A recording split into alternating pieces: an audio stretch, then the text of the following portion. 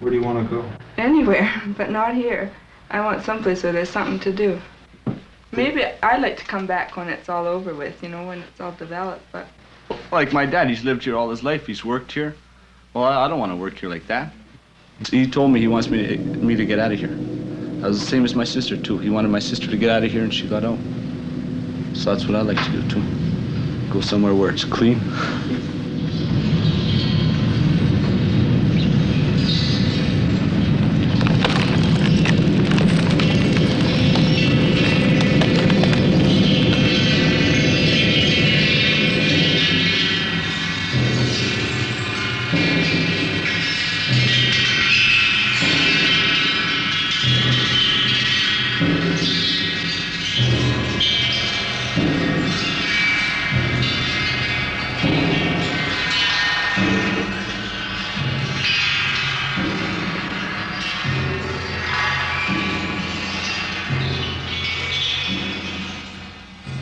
For 80 years, men have dug coal out of the mountains of southeast British Columbia. It was fed into the fireboxes of locomotives that hauled the trainloads of people and their supplies that pioneered Western Canada, that hauled the results of their labors back east. It was the fuel of expansion and progress.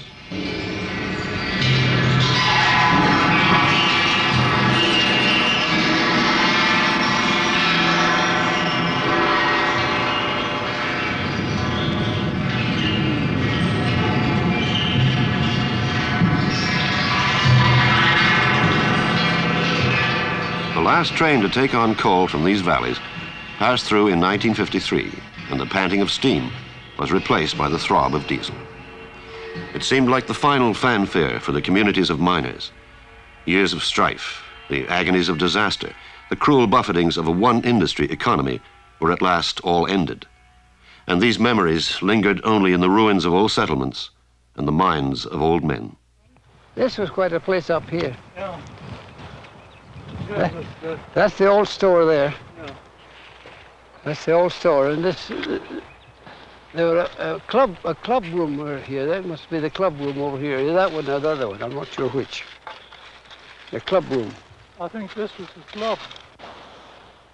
8 solid months. 8 solid months I lived up here, and I wore a pair of shoes walking up and down that track. There was no train. No. 8 solid months, but. We got rations pretty well. They tended to do us pretty good, the union. They fetched a big boxcar up here. They all went down and got their rations. 20 pounds of sugar and a big hunk of bacon and tea. And we weren't short at all. In fact, after the strike was over, there were some of these people had stored up. They could sell sugar and sell flour. This here was Riverside Avenue. You wouldn't look like it now. There used to be a row of houses right through up through there. Up there, it's all gone, eh? Everything looks so strange.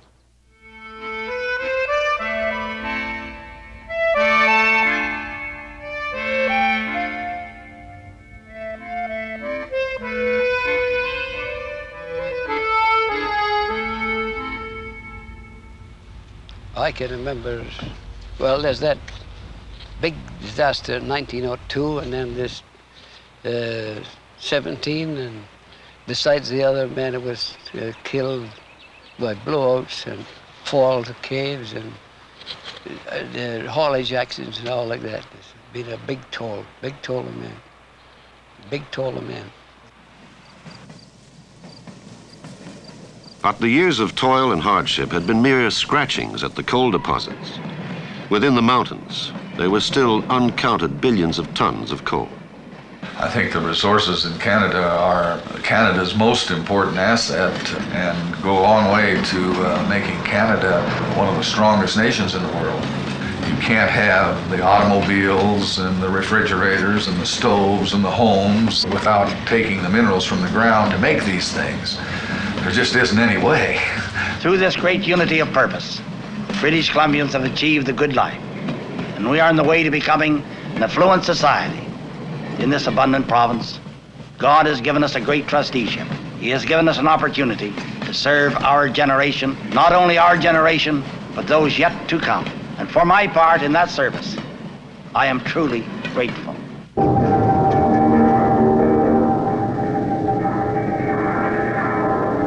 The twin towns of Natal and Michel lie in a valley between the mountains of coal.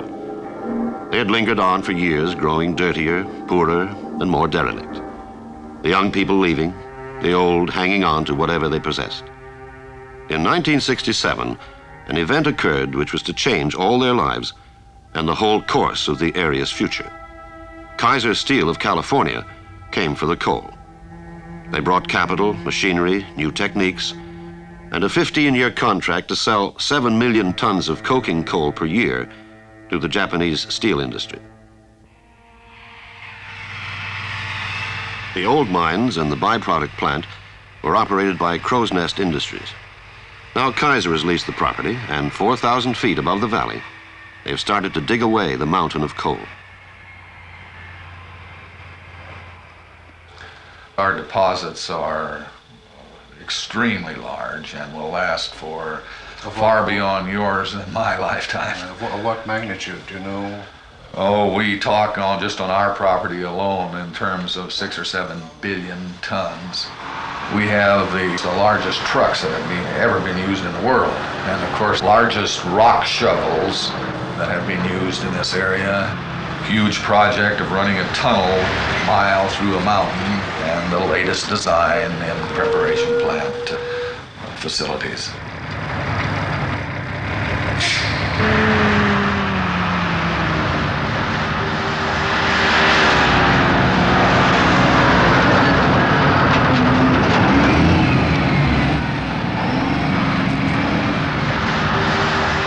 The technique Kaiser has brought to the East Kootenai is the open pit method. No more feeble borings into the mountain. Strip the mountain down to the coal seams, then rip out the coal with shovels that take a 200-ton bite. That coal will be hauled by 5 unitized trains of 100 cars, 100-ton cars, 100 of them in each train, on a constant turnaround basis to our port facility, West Shore Terminals at Roberts Bank. West Shore Terminal at Roberts Bank, just south of Vancouver. An artificial island built in 60 feet of water and connected to the mainland by a 3-mile causeway.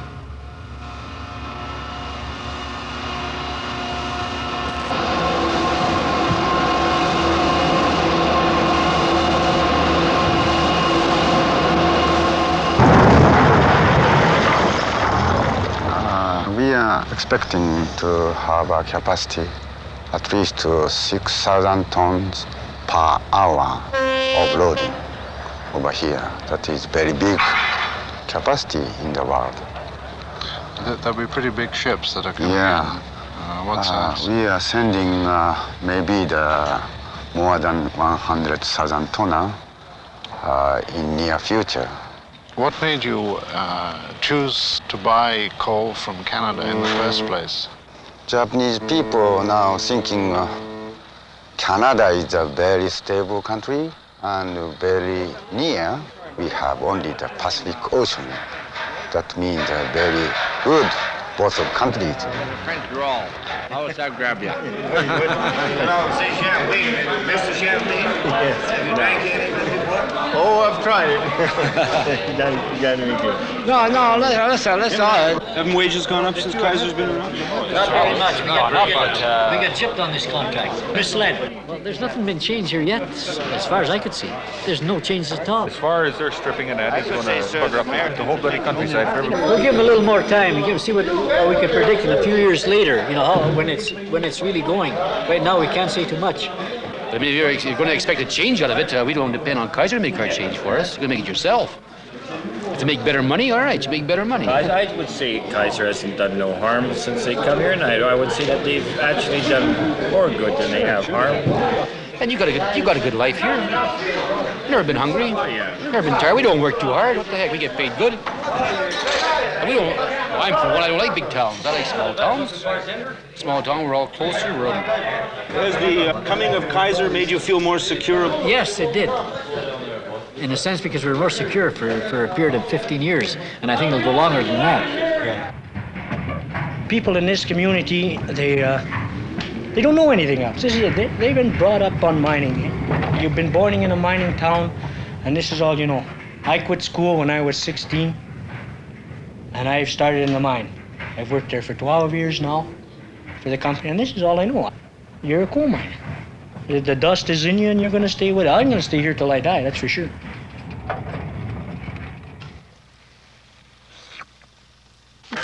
Oh, definitely Lower Italy. I've had to learn how to make it to please him. Now he thinks that he's teaching me how to cook. Spaghetti for you tonight. Joe Altamari and his wife bake the bread for Natal. His neighbor, Ciro, keeps the tavern and serves with Joe on the town council. Cleaner? She got a good report, didn't you? Yeah. Oh, did you? The population here is predominantly European, Slav, and Italian, and so on. The majority of the people are Roman Catholics, and they have been active. We've had a good parish here for years. Do you think that they had a better kind of life when times were a bit slacker? A much happier life. Yes. Even though they weren't making nearly as much money, they were really enjoying life, I thought. We changed cheese now, a different kind. What kind is that? And this here, I don't even know. Which there's Sardo. It comes from South America. It's the only product that is equal and par to what it was before the war. The rest of the imported stuff is all fake. You make your own wine? Oh. Tell them about the one time you did. I make good vinegar. He's made one and it turned to vinegar. So he gave it up. It turned to vinegar. So now we got vinegar for 20 years. Good vinegar, best in the West. Yeah, that's about all it was good for. Most of the people of Natal and Michel are descended from Eastern European and Italian immigrants who came here in the boom days of coal mining. They have lived with coal all their lives, and their attitudes are those of the coal miner.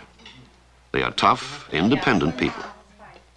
They have taught their children the value of education, and as a result, almost 70% of the high school graduates go on to university, the highest percentage of any community in the country. This Lord, these thy gifts, bounty through Christ our Lord, amen. Lately, we have lost a lot of our parishioners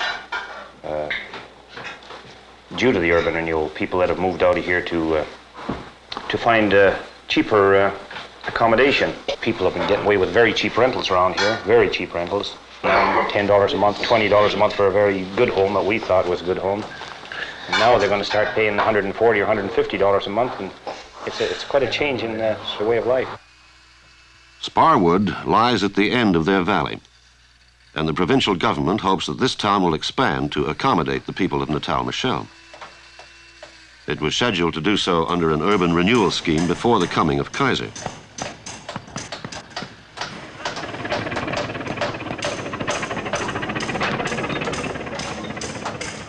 But now that Kaiser is here, land prices have zoomed almost beyond the reach of the people. For them, the move comes late in life, and their own property is worth only a fraction of what they would have to pay in Sparwood. They have become confused and frightened about their future prospects.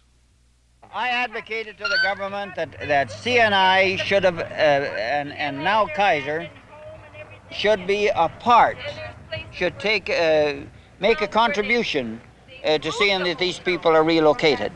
But whether it's the government or whether it's a government in conjunction with the federal, provincial government, in conjunction with the federal government, and in conjunction with the company concerned, it should be done without any cost to the people that are living. Why are they not doing it this way? For the simple reason that I don't think the government is thinking of people enough. They're thinking more in terms of big business and economy. He was sick for so many years. When we had a family of 8, we couldn't afford to build. He was sick off and on. Times were slow, you know. And we never did get a home. Well, now I have to rent after he passed away. And I know. How long have you lived? I hope they sure build us a home before they push us out. Well, I've been here 63 years. Believe me, and what have we got? I didn't ask for the pollution, nor did I ask for the relocation. A home to me means everything. I want to own my own home, even if it is a tin shack. I want to stay right here, right in this present building. Because by the time I'm through with this, my kids will be educated, and from there on, I don't care what happens. I possibly have the backing to set up again if I would choose to. But what I saved during all these years, and what the family has saved, I don't see why it should be thrown away just to please some company. Hell with that note. That's the way I look at it. And I think lots of others look at it the same way.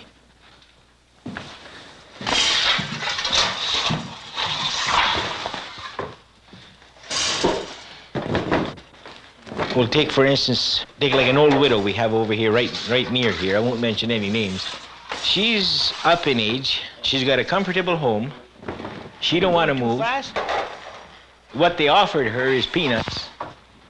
And for her to be taken out of her own home that she sweat to build, her and her husband, and put her in an old age home or anything like that, well, that's worse than some of the atrocities you see or hear of in Europe. You gonna tell them that joke about LSD? No. Why? That's just for husbands. I won't be pushed, period. I go along with all the BS, do what they like. But when it comes down to me, myself, I'm for me. There's no argument. I can't build down in Sparrow what I have there for anywhere near possibly twice what they offer me. But Sparwood was the area that the people voted to move to by a 95% majority some 5 years ago. And I have no doubt that Sparwood will be a fairly good-sized town here in a few years, but it'll be from new people, not so much from the old people. We've made a commitment that we want to go into business, yet we can't because we have no money to go into it. The government is not buying us out. So there'd be no point in us saying that I want to build a hotel and Jerry wants to build a hardware store. I don't see any point in it. No. And telling you, if you've got 30 businessmen saying that they want to put up a business and then and there's no settlement arrived at, how can they go down there? Your business establishment is still going to be left up in the air. The communities, the old community of Michel, which was a company-owned town, is being phased out, and the community of Natal is being phased out by the provincial government. We own Michel, and we're in the process of getting the people out and destroying those derelict old homes. We have company towns in our other Kaiser companies throughout the world, but we don't believe in them as such. They don't give a people a pride in their home, pride in their community, because the people that live in them look to the company to do everything. I appreciate the fact that we came into a rather old town that had not had much happening by way of industry for quite a few years. You'll find the old-timer who is confused by all this activity and who liked it the way it was, but the majority of the people have to have a place to work and raise families, and they will want to go along with this change, of course. Oh, no, not that. And I come in 1927. And I worked 35 years underneath the ground. I buy my own house. Got 2 child. Come on. 2 child. I set myself, my house, everything. Now, come time from here, 7 years I work. He chased me out from this town. Gooberman, you do that for far. I got nice gardening. My wife work in the garden. I work too, man. And we got, now what place I go, I'm no work. Old age, no work. What I gonna do now? The government chased me from my place. Hey, I say I'm all right now. How I gonna feel, I don't know. What place put me in a Sparwood or someplace, the whole home, I don't know. I still got my own property. I got everything what we needed, we have. I don't know what the government do for us now. That's all. Thank you. Well, you see, there's so many people in here that don't want to move because they're old and they don't want any change and they're kind of stopping everybody. And I think they should. And it's hard to tell them, you have to move. They don't want to sell their house because, they've been here such a long time. They don't have any place to go. They're worried that their houses are going to be too expensive and everything. I do not rent from coal company, nor do I pay a lease to a coal company. I pay a tax to our government. Who's threatening to get rid of you then? Who's threatening me? Mr. Kelly. That's.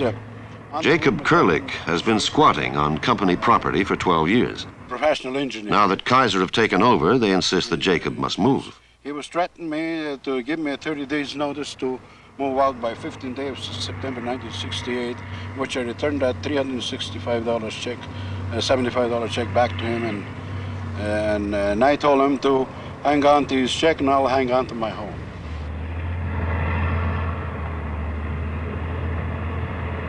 His home lies close to the slag heap where waste coal from the processing plant is dumped. Each day, the tipple grows larger and closer and more dangerous. Jacob had originally been asked to move from his home by the provincial government under the urban renewal scheme. But the compensation he was offered, $375, seemed far from adequate. I says, but $375, where in the hell I can go? I says, hey, I can't even go to Fernie for a couple of weeks and get drunk. You're gonna get that dollar. You just do the playing, that's all. Never mind. You're never won yet. You gotta go another round. Come on. You keep the fires going all the time? 24 hours a day, yeah. I got lots of coal. Got 2 million tons of coal up there. All I gotta do is just bring it in. And what you got How there long did you work in the coal mines here, Jake? Yes, I worked 15 years. When did you stop? 57. Oh, we're doing all right. Your grip now. Just eat that garlic sausage and you're doing all right. 2 kings. You see? This while I got 12. You see? 2. That's all. You've done it. So how much? I owe you $1. Oh, I didn't pay for OU. I pay for cash. Thank you. You want another one? Sure. Okay. Give you a chance to win. My deal this time, isn't it? Yeah. You just put them in there. Saving account. When you get that back, the game is over. There's quite a bit of change in the valley lately, eh? Since you first Change? Well, there's more homes, yes. But then they got Kaiser Coal up there, dig his fingers in. And I'm telling you, they maybe spend $70 million, but they want to get a $750 million. Yeah, they want to get 10 times as much. Instead of Canadian people, the Kaiser billionaires going to get it. Then maybe all the billions go to United States instead of Canada. That's a wrong way to deal with the people, isn't it? Hmm? Specifically us. Gee, I don't want to give you that too. Was it more fun living in Michel and Natal and Middletown like this? There's no fun to live, but it's like this. When you start to work, and you work here, you waste all your time, over 27 years, where in the hell are you going to go? I don't like to be a stranger, nowhere. You take young kids grown up between 10 and 20 in here, they always come back here. They wouldn't stay in Coleman or Fernie. They always come back every weekend. They're just the same as the birds. If they're ever born in that nest, they always come back to that nest. Even animals, even the pigeons wasn't that home. That home is burnt, nothing there. They still come in here every day. They stay overnight in my house, Saberly. One white pigeon, about 6 or 8 to come in, 6 miles from here. But there's nothing here for them, so they just go away again. Because the home is burned out. But if the home was here, they will still come back here and stay here, too. You just can't keep them away. Just like you? Just a minute. Who's playing first, me? I'd like to get out of here. Because while I wash my car some days, 2 hours later it's dirty. I don't like Natal because it's too dirty. Sparwood I like because it's nice and clean. But I want to get out of here. The sooner the better. That's why this year I figure, well, I graduate this year, I'm going to go to school somewhere and get a good job if I can. The young people, as they grow up and get out of high school or elementary school, they leave the community, and this was what was happening to this area. We think we're going to keep the young people here now and give them a reason to grow with this community. Kaiser, since they've come up, they have done a lot of work. They've done different, cleaned a lot of the dirt away. They've leveled a lot of the old property and, you know, cleaned up as much as they could. But before that, it was even worse than what it is right now. For 50 years, Natal and Michel has been blanketed by the dirt of the byproduct plant which Crow's Nest Industries operate. Here the coal was converted into coke. Tars, the choking smoke, the black dust were dumped into the air of the valley. And you could naturally put up with a little dirt because, as we've often said, we are coal miners and coal dust is our bread and butter. So you have to eat a certain amount of it, but you don't have to be buried in it, which is what Crow's Nest Industries did to us. I think it's been criminal to think that people have lived in this, under this situation as long as they have in Natal and Michel. That governments, all previous governments to me have failed in their duty to the people of British Columbia that let people live in the situation that they've lived in here. Well, the people want to live here. They do want to live here, but they didn't have to live under this situation. They could have controlled the pollution. We'd rather live in Sparwood. They could have controlled the pollution here years ago if they wanted to be tough with the big business and make them do the job right. And Natal would have been a nice city, and it wouldn't have been a dirty city. So I lived in the Out Valley for 15 years. 8 of those years were spent in the game reserve. This is 20 miles up the valley from Natal. And 7 years was spent close to Natal, right where the Kaiser Resources development is taking place now. And it distresses me very much. I feel a deep personal involvement with this valley, and I get quite emotional about the whole aspect of strip mining in this area. To me, it is the most beautiful valley in British Columbia. The wildlife is unique in North America and in the world. And the tragedy of this whole strip mining is that 12 out of 13 critical winter feeding ranges are earmarked for destruction. The effects of strip mining can never be reversed. The most that can be done is to rehabilitate the land so that it once more approaches a wilderness condition. But there are many variables at work here. The strength of legislation, the vigor with which it's applied, the scale of the operation. If you realize that Kaiser in the first 3 years of their operation will only be involved with 2 square miles, and that under the new legislation they're required to reclaim the land as they finish using it, I wouldn't envisage a situation where the game was displaced, as it were, from large areas at any one time. But other companies are planning to operate on an equal scale. With the considerable stripping of forest cover, there is going to be considerable soil erosion, considerable siltation, and the siltation alone will be damaging to the fish life.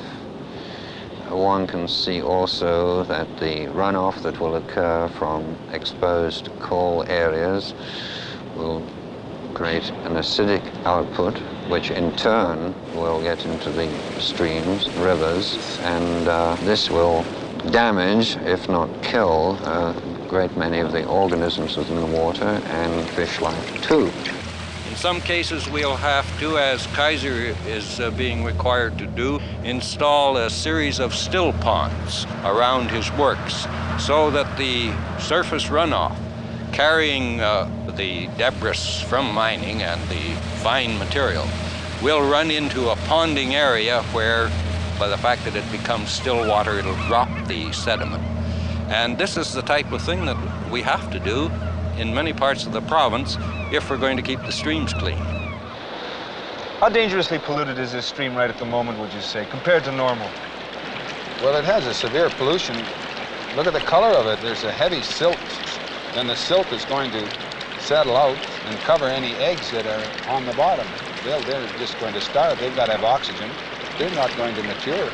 I've been here for a long while, and I can't agree that this is well, it's not a natural thing at all. Well, what's the cause of it? Well, it's the erosion that's taking place up above where the cover has been taken off on Kaiser's operation. the overburden has been stripped and allowed this silt to be carried. We, just as a corporate policy, of course, believe in good housekeeping in everything we do. It's a religion with us, and we clean up after ourselves. I say this is bad. It can get worse, and we are presently in negotiation with Kaiser to try and control this. It can be controlled in a limited way by an impoundment. Kaiser have said they would build this, yes. They're prepared to recognize, if one of their supervisory staff were here today, they'd recognize this as a pollution. They can't help it, and they are prepared to do something about it. If they don't adhere to their requirements, I as minister have the power to close their operation down. And you can imagine what this would mean to an area such as the East Kootenays. Would you do that? Yes, I would do that if this became necessary and it was pointed out to us by our mining inspectors. I think people have to weigh the value of having the standard of living they have against perhaps destroying a few acres of land. Industry has to be responsible, however, and so far as reclamation is concerned, we will reclaim all the land we mine. This preparation plant that we're currently building, without question, will be the finest in Canada. It will have the latest dust collecting equipment. Water is fed in, but in effect it never goes out. It's cleaned and recirculated back into the system. However, to the extent that there is runoff, we put any that does go out through filtering ponds, which should clarify any water that runs off. The old filtering ponds were not always wisely sited or adequately constructed. This one serves the old byproducts plant. After a heavy rainfall, it sometimes overflows, bursts its bank, and dumps tars and a slurry of coal dust into the adjacent river. Kaiser intends to do all it can to prevent this from happening in its own operation. But there is always the unforeseen, an accident, a landslide, unusually bad weather. Industry, resource development, a growing population with increasing demands, carries an environmental price.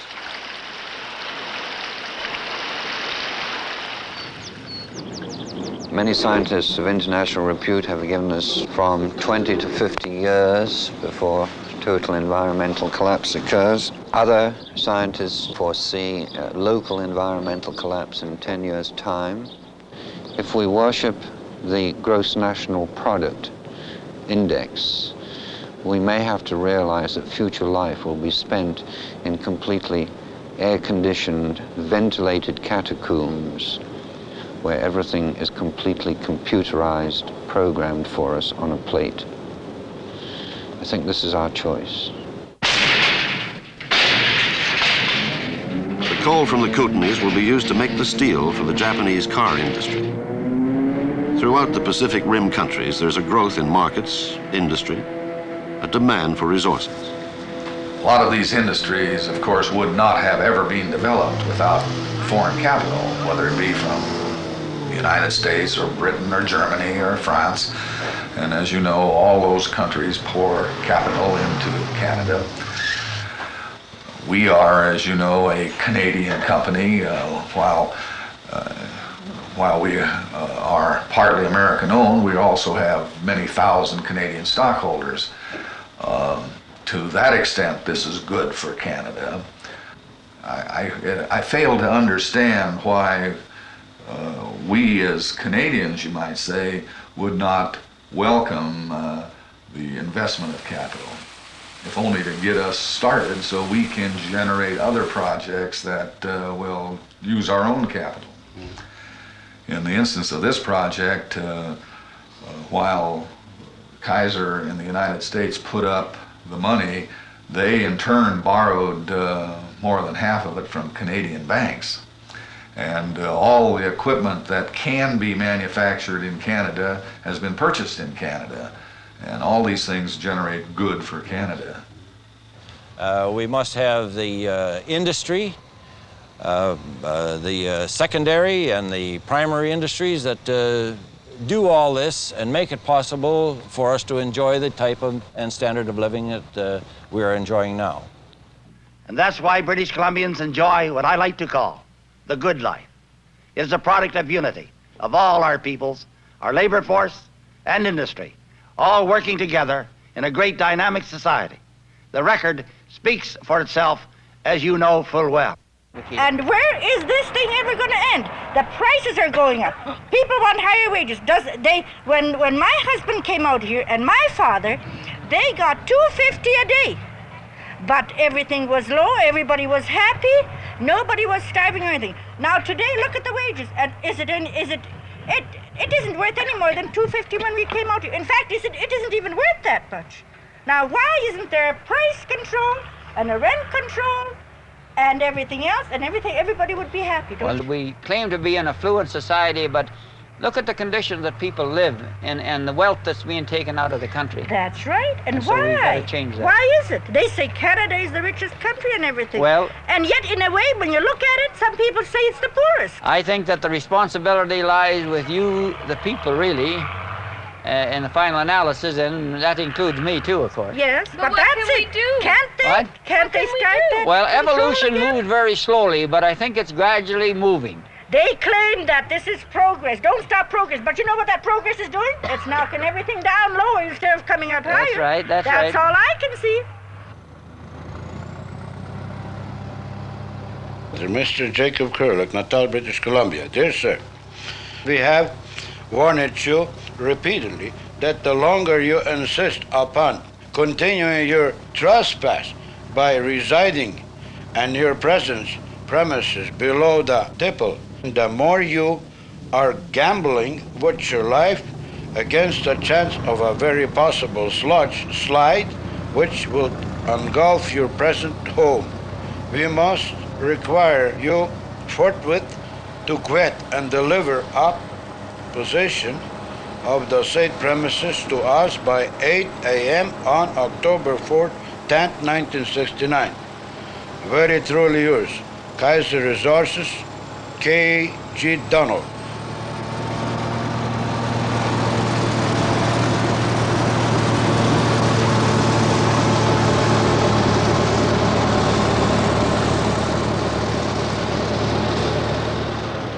On the afternoon of October 14th, 1969, Jacob Curlick's home was bulldozed to the ground and burned. My goods was left inside the home, which they were burned together with my home. No, there's no way I can ever collect my goods, nor my citizenship paper, or a birth certificate, nor a passport, which I also have dictionary in there, and I also have a Elgin watch, 17 jewels. 4 deck of cards, 2 decks was used and the other 2 was not used, which they also burned. Jacob was finally given $1,500 for his home by the Kaiser Company, although he had no legal basis for a claim. And he was given adequate notice to move his possessions. But $1,500 will not replace what he has lost. And like the birds, he still comes back. He is angered and frightened by the changes that are happening around him, and like many of the people of Natal and Michel, feels lost and unsure of his own future. Which I think they're just the dirtiest people I ever known. Only one thing is sure. They are facing a future none of them had ever dreamed of. The period of transition has brought misery to some, anxiety to all. It is not a unique situation. It has happened before and will happen again. The price of resource development goes far beyond its cost in dollars. There are elements of greed and folly in all human enterprises, and they leave their mark on the minds of men. Has it all been worth it, do you think? Well, that's the price of industry. That's the price of industry. You got to pay for it all. That's the price. Somebody's got to pay for it. The industry, that's the price of it. Yeah. There were 75 altogether. That was the most. We had quite a bit in one east, you know. Yeah. Yeah, but there's one band full of cripples. Yeah. What they call What is that? That's Bear dung, is it? Yeah, I guess. Sure, see? Or coyotes or something. Oh, it's not coyotes, no. Coyotes. Not as bad as that. Coyotes more like a dog's. Yeah.